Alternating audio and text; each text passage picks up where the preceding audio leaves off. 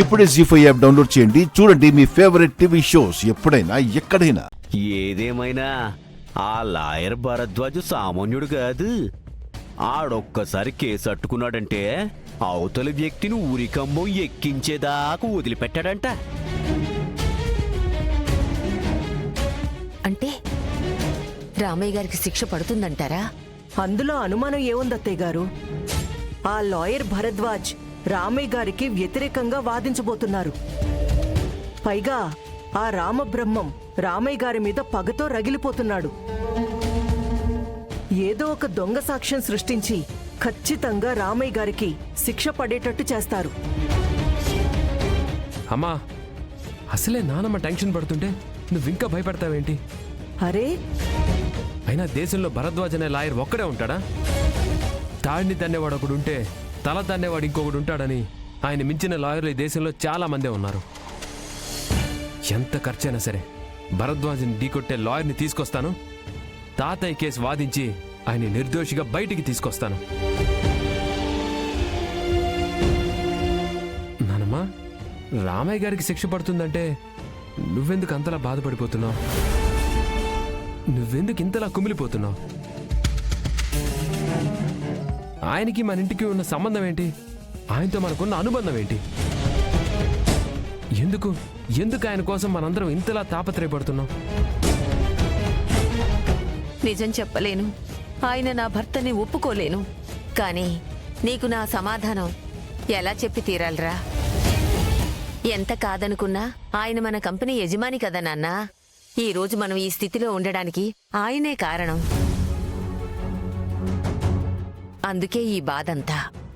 నాకు తెలుసులే నానమ్మా, ఆయన నీ భర్త అని, ఈ కుటుంబానికి యజమాని అని. ఆ నిజం చెప్పలేక నువ్వు ఇలా మాట్లాడుతున్నావు అని నాకు తెలుసు. సరే నానమ్మా, నాకు తెలిసి కొంతమంది లాయర్లు ఉన్నారు, వాళ్ళని కాంటాక్ట్ అవుతాను. ఏమండి, లాయర్తో మాట్లాడారా? ఇప్పుడే ఫోన్ చేయబోతున్నాను మైథిలి. అన్నట్టు నీకు తెలిసిన లాయర్లు ఎవరైనా ఉంటే వాళ్ళ కాంటాక్ట్లోకి వెళ్ళు. అలాగేనండి.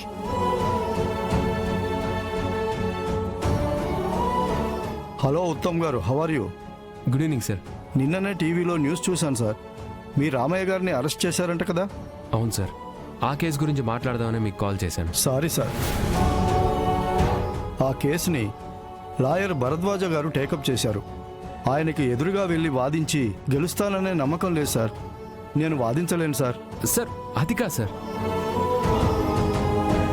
సారీ ఉత్తమ్ గారు. సార్ నా మాట వినండి. Hello hello. చా, ఏమైందండి? ఎవరన్నా దొరికారా? భరద్వాజ గారి పేరు వినగానే ఈ కేసు మేము టేకప్ చెయ్యము అని చెప్పారు. ఎలా?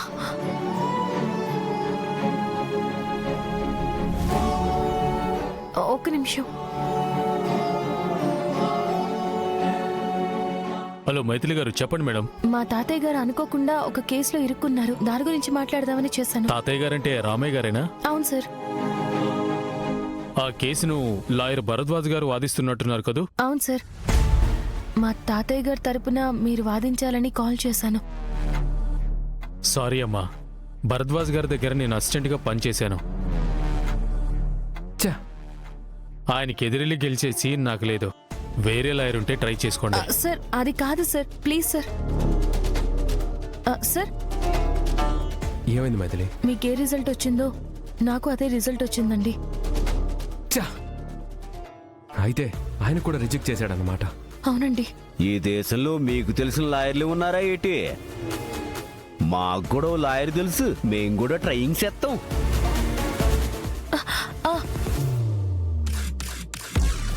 హలో లీలాకృష్ణ గారు, good evening sir. Good evening lawyer గారు. మీతో ముఖ్యమైన విషయం మాట్లాడదామని చేశాను. రామయ్య గారి కేసు గురించి మాట్లాడడానికి చేశారు కదా? అవును, దాని గురించే.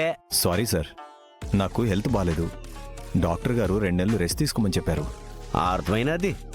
ఆ జబ్బు పేరు భరద్వాజేగా. ఎందుకయ్యా నల్ల కొట్టేసుకుని కళ్ళబొల్లి కబుర్లు చెప్తారు? జాగ్రత్త. ఏమైందండి? గాడిద గుడ్డయిందండి.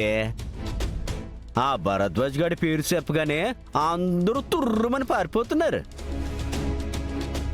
ఇక రామయ్య గారికి చర్చ తప్పదు. అయ్యో, మైథిలి, హైదరాబాద్లో లాయర్లు కాదనొచ్చు, ఆ భరద్వాజ్కి భయపడొచ్చు. ఒకసారి నార్త్ ఇండియాలో కూడా ట్రై చేద్దాం. పద, ల్యాప్టాప్లో సెర్చ్ చేద్దాం. పదండి.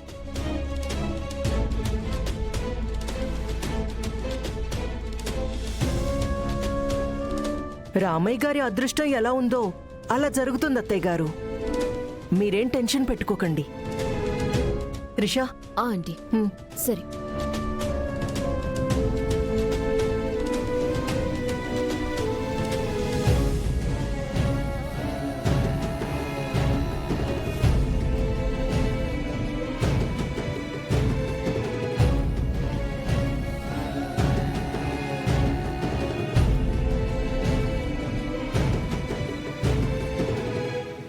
నువ్వే ఉండి ఉంటే నీ నాన్నగారికి ఈ దుస్థితి వచ్చి ఉండేది కాదు.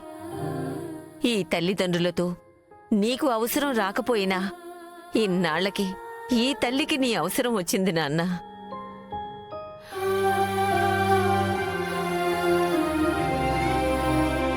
సార్, లాయర్ గారు,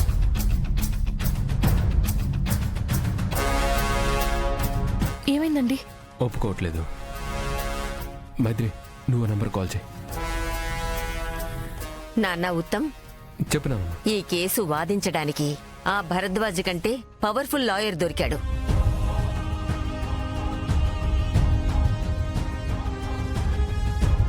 ఎవరు నానమ్మా ఆయన? ఆనంద్.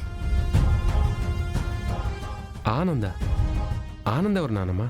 ఒకప్పుడు ఫేమస్ క్రిమినల్ లాయర్. ఆయన ఏ కేసు పట్టుకున్నా దోషికి శిక్ష పడాల్సిందే. తప్పు చేయనివాడు నిర్దోషిగా బయటికి రావాల్సిందే. అంత పెద్ద లాయర్. ఆయన ఫోటో ఉంది తప్ప ఫోన్ నెంబర్ లేదు. దొరుకుతుందేమో ప్రయత్నించండి. షూర్ నానమ్మా. అతను గనక ఈ కేసు వాదించడానికి ఒప్పుకుంటే రామయ్య గారు క్షేమంగా బయటికి వచ్చినట్టే. ఇదిగో చూడు.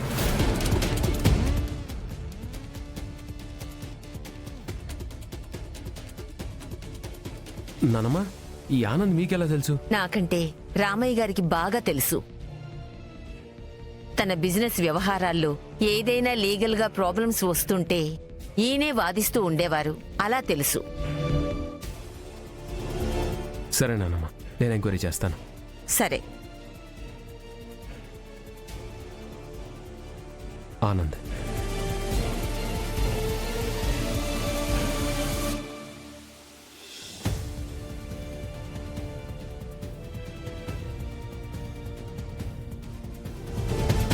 ఎస్, ఆయన నుండి అడ్రస్ దొరికింది. అమ్మయ్యా, ఇన్ని పట్టుకుని కేసు వాదించడానికి ఒప్పించగలిగితే అమ్మమ్మ గారు చెప్పినట్టు ఆ భరద్వాజ్ని ఢీ కొట్టే పవర్ఫుల్ క్రిమినల్ లాయర్ దొరికినట్టే. అవును మైథిలి,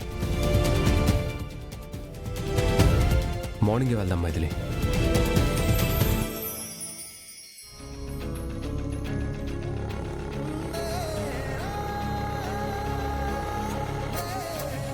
జీ5 యాప్ డౌన్లోడ్ చేసి అన్ని ఎపిసోడ్స్ పూర్తి ఉచితంగా చూడండి.